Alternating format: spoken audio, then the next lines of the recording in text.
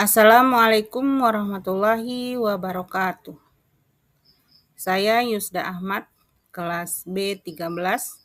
Kali ini akan menyampaikan materi tentang Al-Quran adalah sumber hukum Islam. Yang pertama adalah pengertian daripada Al-Quran itu sendiri, di mana Al-Quran adalah wahyu yang diberikan oleh Allah Subhanahu wa taala kepada Nabi Muhammad SAW melalui perantaraan malaikat Jibril yang berisi petunjuk hidup bagi umat manusia, yang memuat hukum, akhlak, ajaran agama, dan petunjuk hidup yang harus diikuti oleh umat Islam. Selanjutnya, Al-Quran sebagai kitab suci umat Islam, di mana menjadi sumber utama dari ajaran Islam itu sendiri, adalah wahyu terakhir yang diturunkan oleh Allah Subhanahu wa taala setelah kitab-kitab sebelumnya seperti Taurat, Injil, dan Zabur.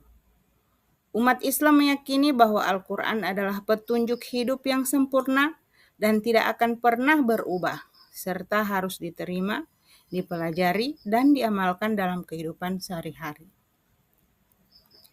Nah, pentingnya Al-Quran dalam kehidupan sehari-hari, di mana Al-Quran memberikan pedoman hidup bagi umat Islam dalam menjalankan berbagai aspek kehidupan, baik dalam hubungan dengan Allah, sesama manusia, maupun alam sekitar.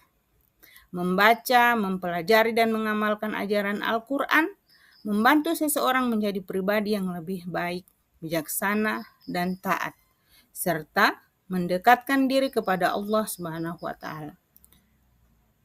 Selanjutnya, Al-Quran sebagai sumber hukum, di mana yang pertama adalah definisi hukum Islam,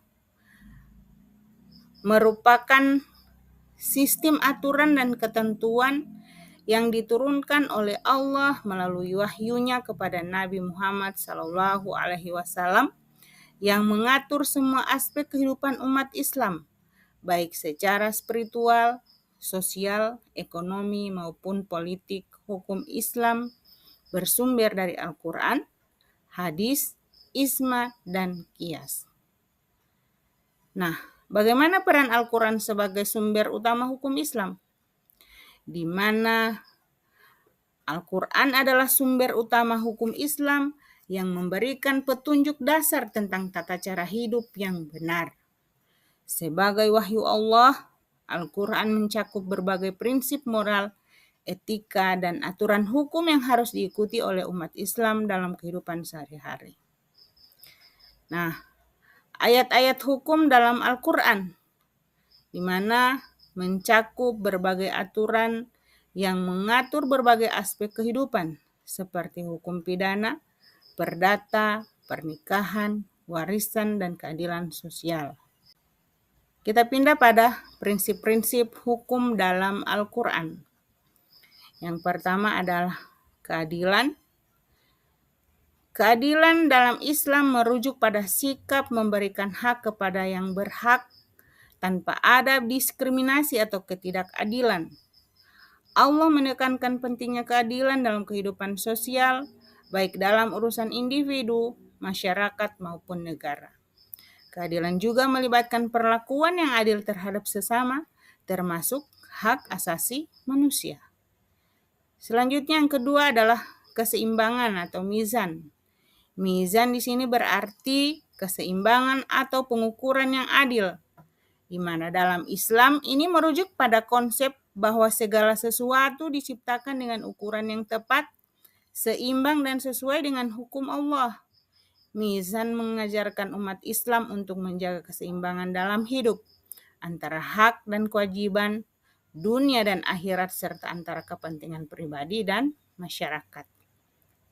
Selanjutnya, kebijaksanaan atau hikmah.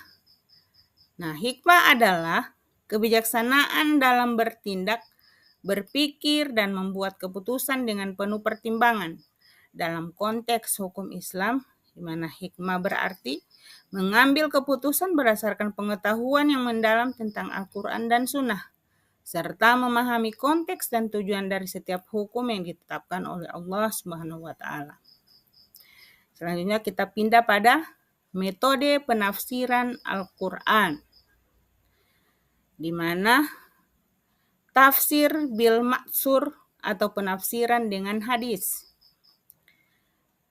Tafsir bil maksur adalah metode penafsiran Al-Quran yang berdasarkan pada riwayat-riwayat yang berasal dari Nabi Muhammad SAW, baik itu berupa hadis yang menjelaskan ayat-ayat Al-Quran atau penjelasan dari para sahabat dan tabi'in. Metode ini mengutamakan sumber-sumber yang sudah diakui secara sahih untuk memastikan keakuratan penafsiran. Selanjutnya adalah tafsir bil ra'i, adalah penafsiran dengan akal, di mana penafsiran Al-Quran menggunakan akal dan pertimbangan yang rasional. Dalam metode ini, seorang mufasir atau penafsir berusaha untuk memahami ayat-ayat Al-Quran dengan memperhatikan konteks zaman dan situasi, serta menggunakan logika untuk mencari pemahaman yang lebih mendalam, meski tetap menjaga kesesuaian dengan prinsip-prinsip dasar ajaran Islam. Selanjutnya adalah pentingnya konteks. Nah, konteks sangat penting dalam penafsiran Al-Quran karena ayat-ayat Al-Quran seringkali diturunkan dalam situasi atau peristiwa tertentu yang memberi petunjuk lebih dalam tentang makna dan penerapan ayat tersebut. Tanpa memperhatikan konteks sejarah, sosial, dan budaya, penafsiran Al-Quran bisa menjadi tidak tepat atau menyesatkan. Selanjutnya kita pindah pada contoh hukum dalam Al-Quran, di mana yang pertama adalah hukum ibadah. Hukum ibadah mengatur cara dan syarat pelaksanaan ibadah wajib seperti sholat dan puasa, di mana sholat adalah kewajiban yang harus dilaksanakan oleh setiap muslim 5 kali sehari, sedangkan puasa terutama di bulan Ramadan adalah kewajiban untuk menahan diri dari makan, minum, dan hal-hal yang membatalkan puasa dari fajar hingga matahari terbenam.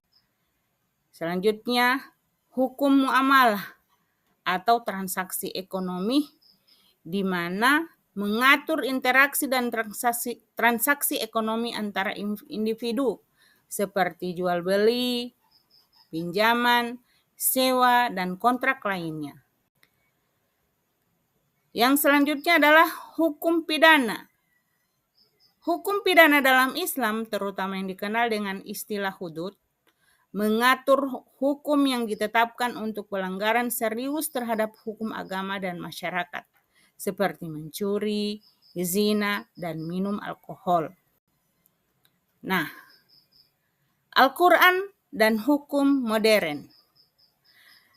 Relevansi Al-Quran dengan hukum modern, di mana prinsip-prinsip dasar dalam Al-Quran seperti keadilan, kesetaraan, dan perlindungan hak asasi manusia menjadi dasar untuk membangun sistem hukum yang adil dan berkemajuan. Contoh penerapan hukum Al-Quran di negara-negara Muslim. Ada beberapa negara Muslim seperti Arab Saudi, Iran, dan Pakistan menerapkan prinsip-prinsip hukum Islam dalam sistem peradilan mereka. Misalnya, hukum pidana yang mengatur tindakan pidana seperti pencurian dan perzinahan atau hudud, serta hukum warisan yang diatur oleh Al-Quran. Nah, bagaimana tantangan dalam mengintegrasikan hukum Al-Quran dengan hukum positif? Nah, terletak pada perbedaan konsep dan interpretasi, di mana hukum Islam yang terkandung dalam Al-Quran seringkali bersifat umum dan memerlukan penafsiran. Sedangkan hukum positif lebih terperinci dan berbasis pada kondisi zaman. Beberapa tantangan lain termasuk perbedaan dalam pendapat mazhab, keberagaman budaya, serta pengaruh globalisasi dan modernisasi yang mempengaruhi pemahaman tentang hak-hak individu, kebebasan, dan keadilan sosial. Kita masuk pada penutup, di mana Kesimpulan tentang pentingnya Al-Quran sebagai sumber hukum. Al-Quran adalah sumber utama hukum Islam yang memberikan pedoman hidup bagi umat Islam. Sebagai wahyu langsung dari Allah Subhanahu wa Ta'ala, Al-Quran mengandung prinsip-prinsip keadilan, moralitas, dan etika yang berlaku untuk semua aspek kehidupan, baik ibadah, muamalah, maupun peraturan sosial. Oleh karena itu, Al-Quran dianggap sebagai dasar yang kokoh untuk membangun sistem hukum yang adil dan sesuai dengan nilai-nilai Tuhan. Selanjutnya, aplikasi hukum Al-Quran dalam kehidupan sehari-hari, di mana terlihat dari berbagai aspek, seperti kewajiban menjalankan ibadah, aturan dalam berinteraksi dengan sesama, dan peraturan sosial lainnya. Misalnya hukum tentang sholat, zakat, dan puasa sebagai ibadah wajib, serta prinsip-prinsip keadilan dalam muamalah berupa transaksi ekonomi, serta hukum pidana dalam menjaga keamanan masyarakat. Penerapan hukum Al-Quran di tingkat personal maupun sosial memberikan arah untuk menciptakan kehidupan yang lebih harmonis, adil, dan penuh kasih sayang. Demikian penjelasan ataupun penyampaian materi Al-Quran sebagai sumber hukum Islam. Terima kasih. Wassalamualaikum warahmatullahi wabarakatuh.